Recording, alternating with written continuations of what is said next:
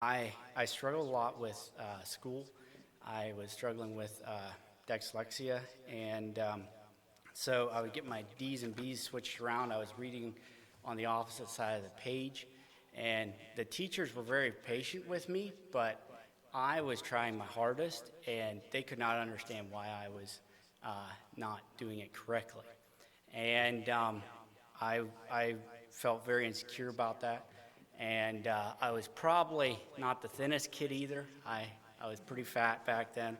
And so this kind of spiraled me down into a pit of despair. Now, my parents, they loved me, and they told me it about every day, every night. So I knew that they loved me. They did a lot of testing for me to figure out what's going on. They spent a fair amount of money for doing vision therapy to correct that, and a lot of commitment on that end. And excuse me. So during this time, I also struggled with a lot of suicidal thoughts because I would often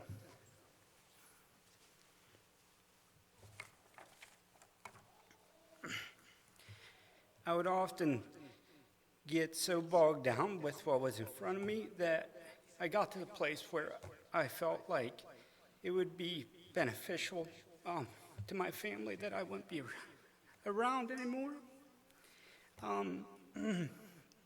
But I thank God that that never came to fruition, and I thank Him for my blessing in a family that loved me and cared for me even though I was in a dark place in my life.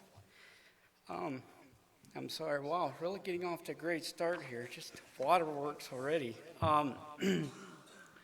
So I it is something that I've dealt with somewhat to a certain extent, and so this morning I just want to talk about it. Here are some stats that I was reading a lot of articles and getting some different kind of stats. So these are only a couple of them that I found interesting. In a 2020 survey, 62% of the respondents reported experiencing some degree of anxiety. An estimated 31% of all adults will experience an anxiety disorder at some point in their life. Next one is, women are twice as likely to be diagnosed with anxiety disorder, and the prevalence of anxiety disorder is significantly higher for women.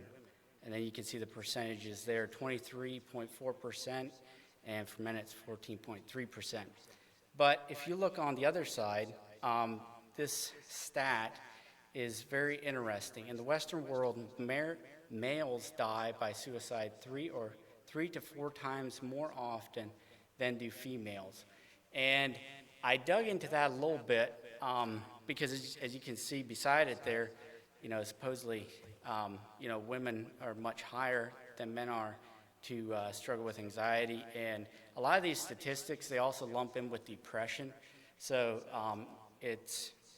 they are different, but when you're doing research, it's hard to separate the two because they're often lumped together. So what I found from a lot of the studies I looked at, a lot of the articles I read, is that the reason men are so high is because we don't express ourselves as much, as far as we're not as likely to tell others what we're struggling with, whereas I think ladies have us, well, I know that they have us beat on that end, and that is wonderful. That's something to be praised.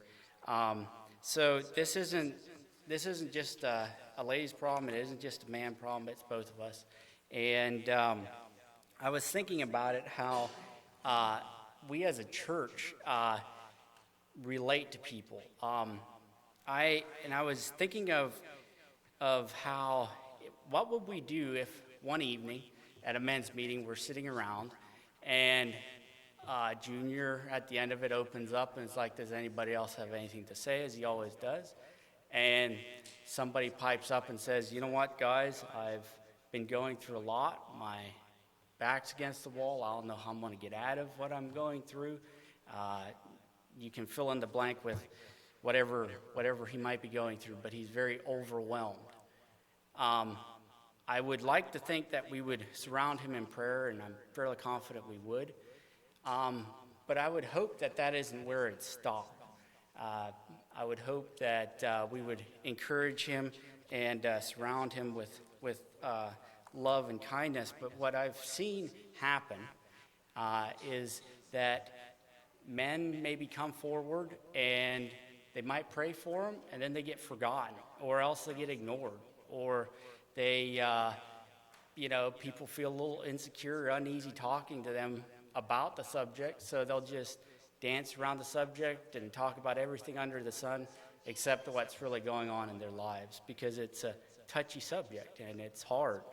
Now, I'm not trying to put anybody on a guilt trip or anything like that, and I would say that our church probably has a pretty good handle on it, but I've heard of those instances, and those hurt, because as men, it's very hard for us to verbalize what we're going through, and then to not get recognized would be very, very hard. I was looking at some different instances in the Bible, and this one jumped out to me. I'm sure we're all familiar with this passage. I'll read it. It's in the Luke 22:39-46. It's the account about Jesus in the garden. And he came out and went as he was wont to the Mount of Olives, and his disciples also followed him. And when he was at the place, he said unto them, Pray that ye enter not into temptation. And he was withdrawn from them about a stone's cast, and kneeled down and prayed, saying, Father, if thou be willing, remove this cup from me. Nevertheless, not my will, but thine be done. And there appeared an angel unto him from heaven, strengthening him. And being in agony, he prayed more earnestly, and his sweat was as it were great drops of blood falling down to the ground. And when he rose up from prayer and was come to his disciples, he found them sleeping for sorrow, and said unto them, Why sleep ye? Rise, pray, lest ye enter into temptation. That's where I'm going to stop reading. We know the account. He got betrayed, obviously, but I found it interesting. I always thought that sweat drops of blood was kind of a supernatural thing. It is actually something that is very rare, extremely rare, but they do actually have a name for it. And I tried to listen to the pronunciation, so here it goes. Hematodros. Man, I'm butchering again.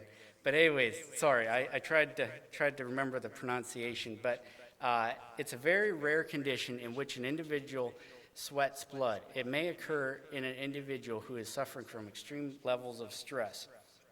What we can take away from this account is Jesus was at a way worse place than we are today, as far as he knew what was coming.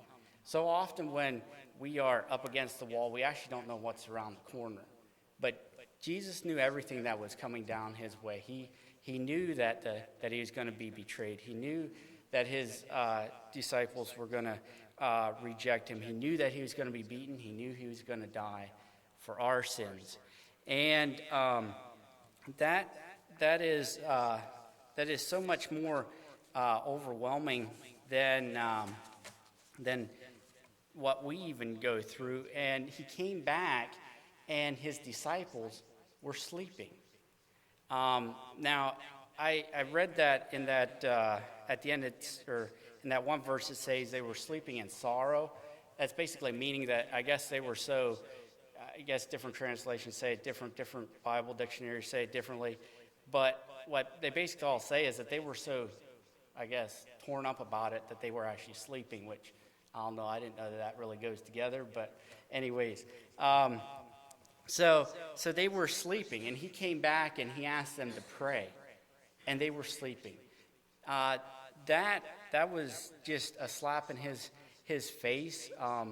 And we can say, well, it's Jesus. I mean, it's no big deal. It was a big deal to him, and he was in a lot of agony, and he depended on his group, his core group, and they let him down in that instance. Moving on, I'd like to share a story with you. I'm not going to say their names, although many of you probably know the accounts, but I talked to this individual this week and got some advice from him. And basically, I guess before I go into the story, anxiety is a lot of different things. If you look it up online, there's about 10 different, not divisions, but different sectors of anxiety. So it covers a wide range of things, from stress, trauma, that type of thing. So this gentleman that I talked to, he's an older, middle-aged gentleman, and his son was shot in a unfortunate, it wasn't an accident. He came home and he's seen some men at his house, and he actually dropped off his wife and went back, and they shot at him and hit him. And he spent a while in the hospital, I forget the particulars now, if it was like 10 days, but it was a while in the hospital. And he ended up passing away, and he had a wife and that was pregnant, actually. And so this was obviously very hard on the family. And I was asking him questions, how people related to him, what they did right, and what they maybe could have done differently. Because I think it helps us as people if we know maybe how to handle situations like that. So I'm basically going to read off what he said. So it may be a little first person, so I didn't put my own words in here. So let's start out here. Having people there, but not too much. Prayer, support, cash for food while they were in the hospital, brought food to the hospital, got an Airbnb close to the hospital so we could get away from the hospital. That meant a lot to them because I guess which I understand, like the hospital definitely isn't a happy place, and it felt like that was a place that they could get away and just maybe disconnect a little bit and grieve in maybe a little bit better environment than in the hospital. And the other one is people just taking care of stuff at home without being told. He said that church people really picked up the slack and just took care of things around their property that they never told them to do or wanted done, but that was their way. Now, he said, after the loss, continued prayer, support, caring, asking how we're doing, remembering the loss on the anniversaries. So when it came around a year later, people would send them flowers and take them out to eat and that type of thing. And so that meant a lot to them. That was afterwards. Now, things that maybe didn't go as well is don't talk when you don't know what to say. Sometimes people mean well and try to give advice when they don't really know what they say. In this case, it is better to give a hug and express love without saying much. Don't overload people with more food and people than they can handle. Because obviously this was a very traumatic experience, and good-meaning people all wanted to surround them in love, and to them, there were some points where it got a little bit more smothering than loving. And moving on, also, don't expect people to just get over it right away. This is something that I think it isn't I would say a church problem. It's a people problem.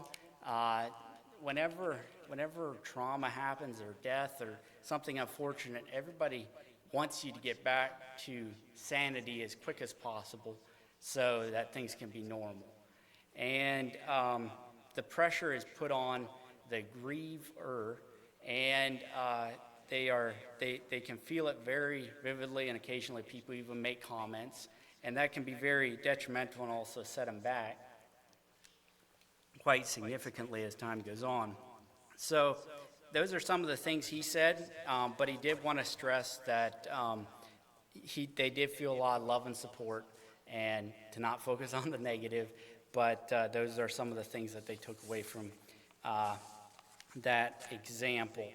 Now, I have an object lesson that I would like to share. So I need, Jaron, you want to come up? And you need to pick somebody that you trust. So that was a very crude illustration of what I'm trying to point out. Jaron, he seen that it was an edge when he went up with his eyes open, and he knew that it was a drop-off. But then he got blindfolded. He never seen that I had moved a chair out. Now, it's a little crude because obviously he knew he wasn't going to die, hopefully not. But anyways, but Zach guided him down there. The point of this object lesson is that sometimes with anxiety, it can be very easy to focus on yourself and be scared to talk to other people.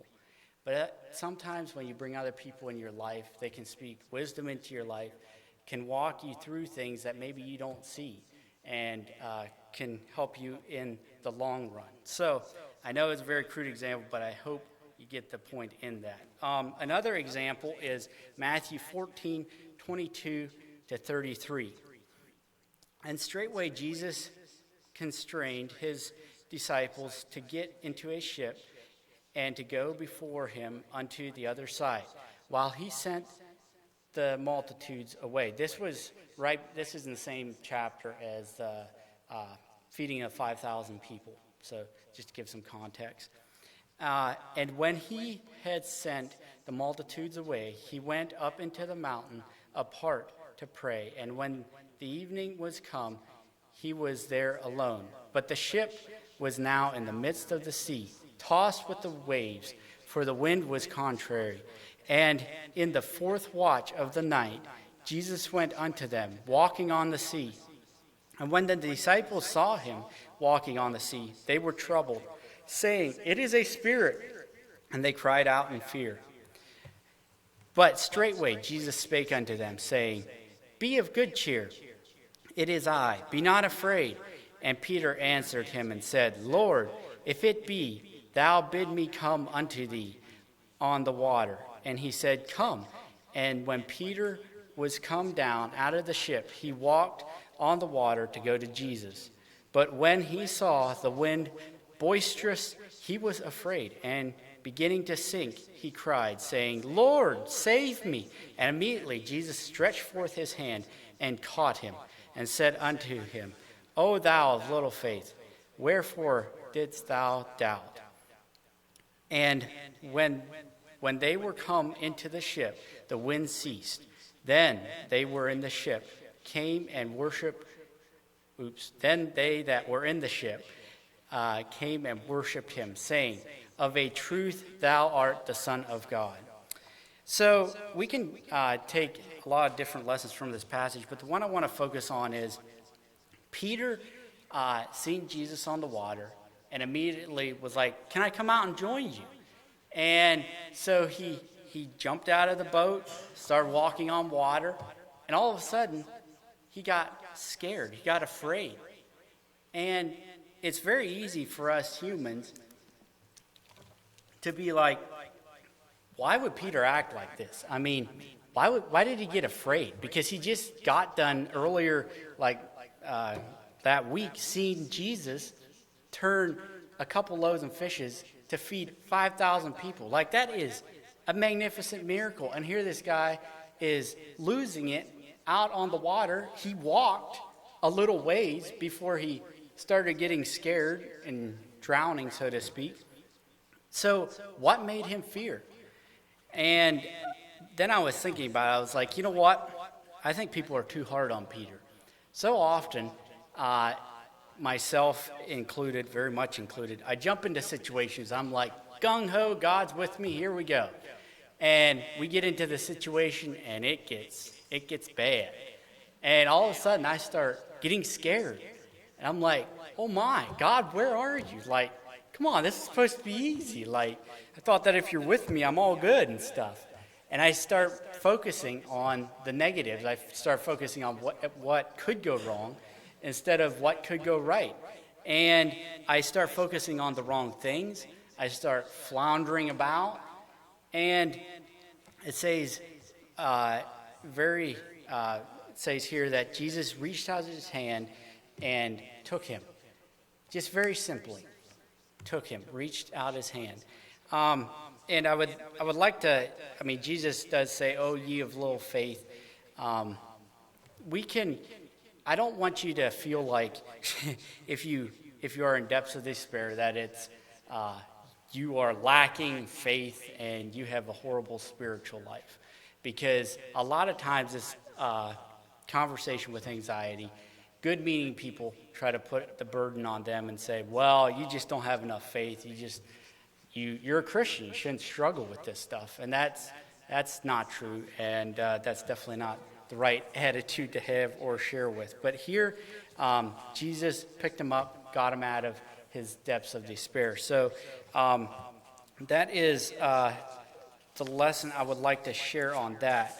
I guess to wrap what I have this morning up is, in conclusion, I know I didn't barely scratch the surface of this subject. My goal is that you are aware of it, and that when it does arise, that you don't run. Either you go comfort the person, or if you are struggling with it, that you feel comfortable, and hopefully you have a core group of friends that you can talk to about this situation. Another thing is, I don't want to focus on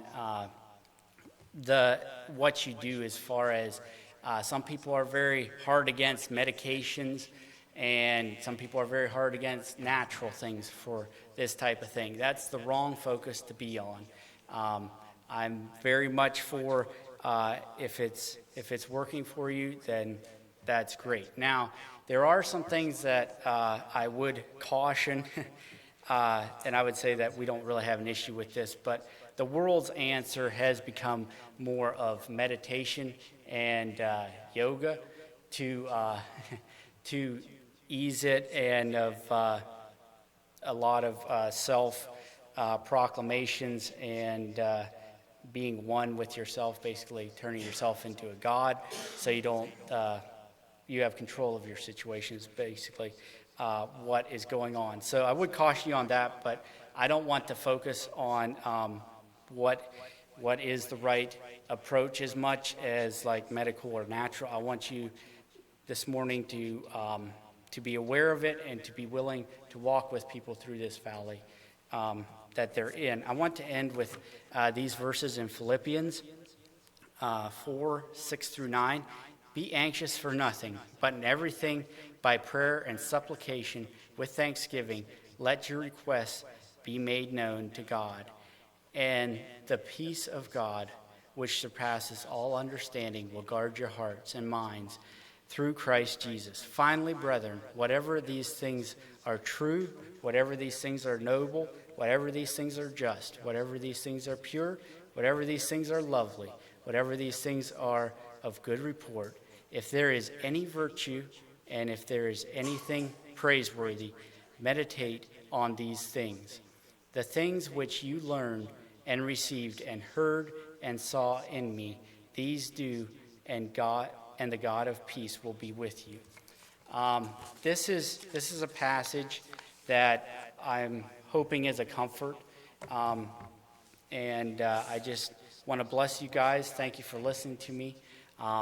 This was, like I said, a very hard subject to dig into, but I couldn't have done it without my lovely angel at my side. She was gone for some of the week, but before she left, I found this nice little note that said that she backs up whatever I say 100%. And that's some pretty big words to say, especially since I'm the one talking. But I thank God for a good wife that stands with me. So thank you for your attention, and I'll turn it back to Andrew.